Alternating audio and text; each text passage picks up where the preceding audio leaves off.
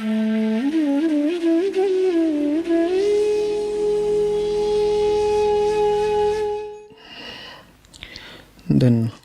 the questioner says, Acharya Pranam, from verse 25 to 33 of chapter 4, Sri Krishna speaks of the following sacrifices to gods. Sacrifice of self, which is the ego, aham.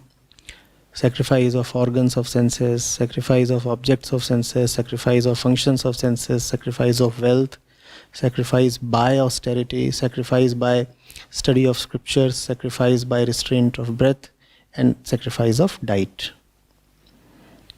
So, a lot of verses have been quoted.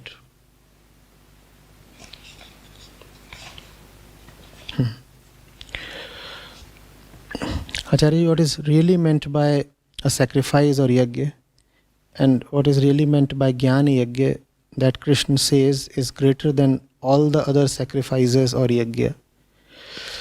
Please also help us understand the meaning of verse 33 that says, all actions in their totality culminate in knowledge. No, that's not what verse 33 says. Not culminate in knowledge, dissolve in knowledge. The word used is parisamapyate. Parisamapyate. Ending. Samapti. The word apt. Apt means highest. A climax. Samapt means having truly attained the climax. That is samapt. Having truly attained the climax. That is samapt. So, when it is said here that all actions in their totality culminate in knowledge, what is meant is that real understanding gives you a dissolution of all actions. All actions dissolve in understanding. What does that mean? What is it that actions leave behind? Their fruits, right? Their residues. But in understanding, actions do not leave behind any residue. Because in understanding, you do not act for the sake of the residue. The action itself is chosen so wisely that it will not leave behind any fruit, any clutter, any dirt. Which simply means Nishkamkarm. You do not act for the sake of the result. That's the mark of wisdom or understanding. You just act. Therefore, action leaves you with no obligations, no achievements, nor any heartbreaks. What is an achievement? What is a feeling of elation? What is this euphoria on the success of an action? It is the fruit of action, right? I acted and my action achieved the target it was directed at. So now I am feeling elated.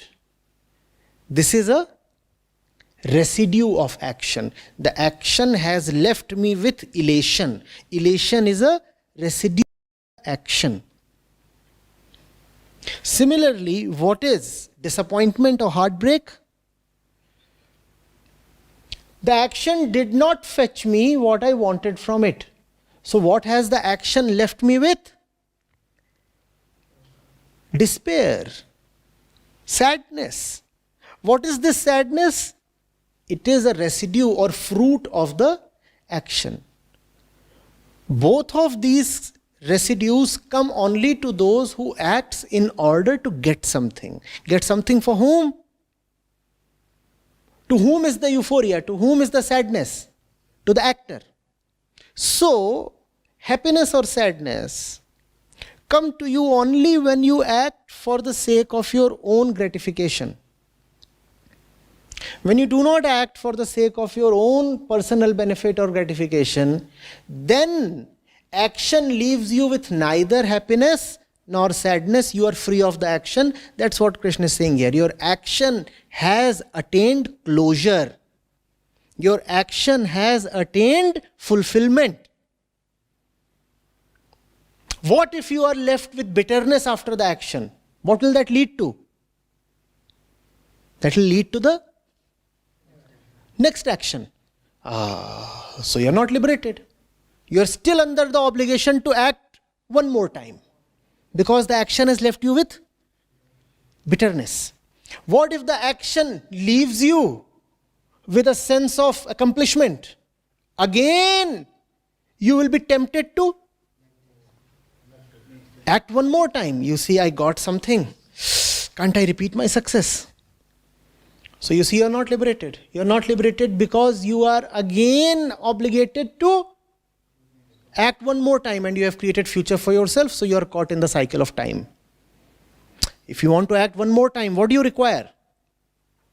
If you want to act one more time, you require one more time. You require time. And if you require time, then you are still caught in the clockwork. You are not free of time. You are still in Kala Chakra. You are still in Kala Chakra. Kal is time and Kal is death. And you will be afraid. Getting it?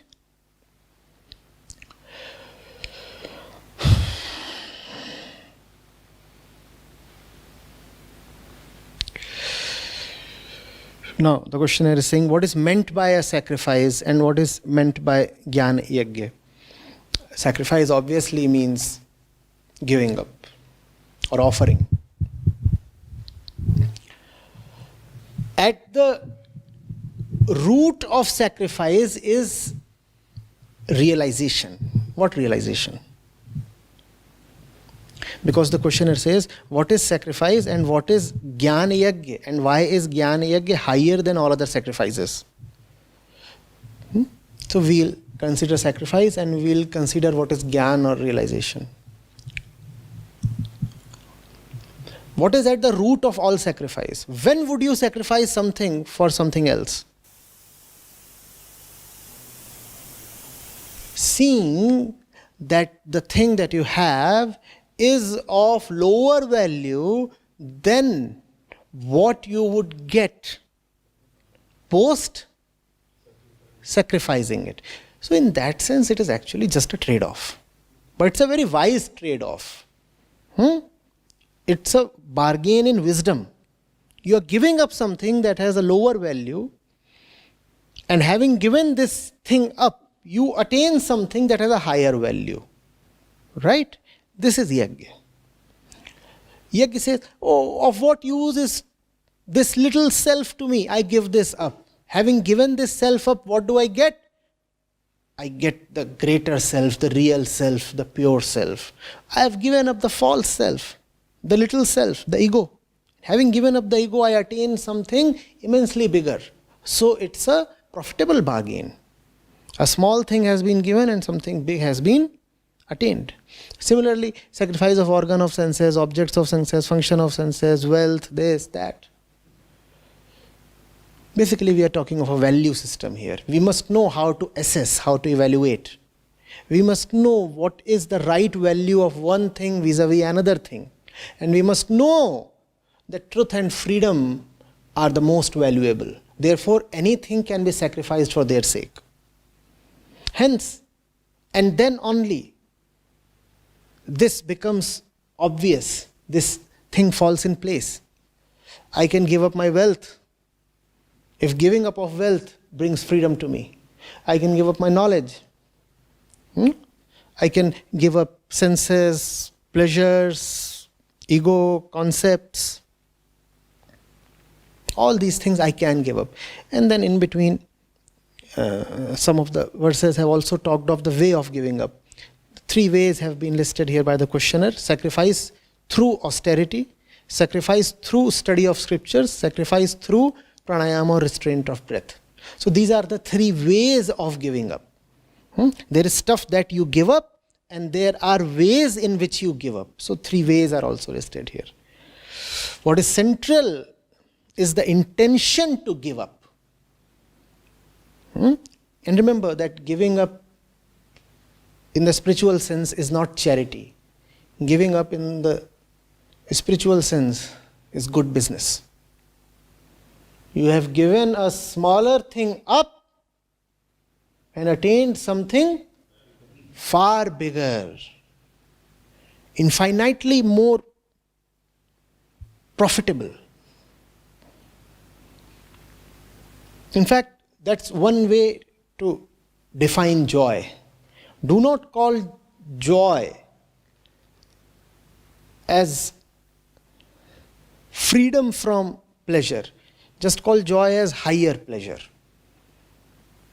Now if you call joy as higher pleasure, then it becomes possible to sacrifice the lower pleasures for the sake of the higher pleasure called joy. Otherwise, spirituality remains very scary to people who have been spoken to in the language of renunciation. Give this up, give that up. The ego asks, but why? All I have is this 10 rupee note and you are asking me to give it up. No, you have to, in the same breath, tell him that by giving up this 10 rupee note, you will indeed get something that is worth rupees 500. And you have to really demonstrate it. He must be able to see it in his life that by giving up on smaller pleasures or, the so-called good things of life, he has now attained a state that is far higher, a state that he would not like to exchange in return for anything.